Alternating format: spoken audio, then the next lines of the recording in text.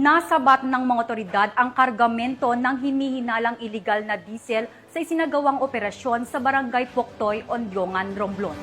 Patrolwoman Eloisa Joy Beredo sa report. Ang lalaki ang naaresto sa isang isinagawang operasyon ng Criminal Investigation and Detection Group Romblon Provincial Field Unit katuwang ang Ondyongan Municipal Police Station matapos mahuli sa aktong iligal na nagtatransport ng malaking volume ng diesel fuel noong ika-7 ng Agosto taong kasalukuyan sa Barangay Poktoy, Ondyongan, Romblon.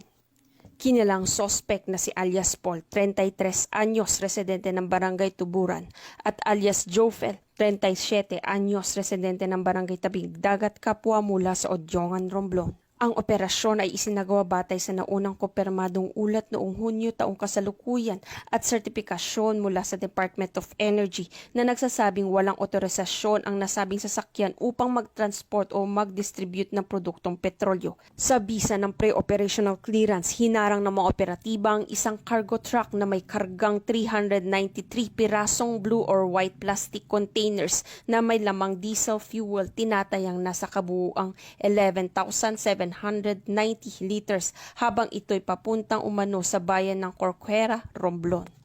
Na-recover sa operasyon ng mga sumusunod, isang cargo truck na may tinatayang halagang 400,000 pesos, diesel fuel na tinatayang nagkakalaga ng 736,875 pesos, mga dokumento tulad ng ORCR, delivery receipt, sales invoice, BIR renewal certificate, calibration at laboratory test reports. Ang kabuuang halaga na nakumpiskang ebidensya ay 1,136,875 pesos. Isinagawa ang inventory at photo documentation ng mga ebidensya sa harap ng mga opisyal ng Barangay Poktoy, Ondyongan, Romblon.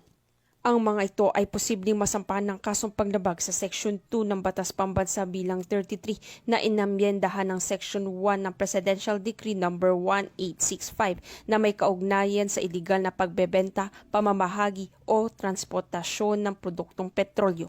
Ang matagumpay na operasyon sa ilalim ng Oplandigas ay patunay na patuloy na pagsisikap ng mga otoridad upang masugpo ang iligal na kalakalan ng transportasyon ng produktong petrolyo sa lalawigan.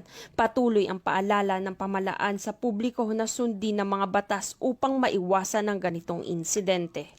Mula dito sa Calapan City, Oriental Mindoro, ako ang iyong PNN Correspondent Patrolwoman Eloisa Joy Beredo, alagad ng batas, tagataguyod ng Balitang Pulis.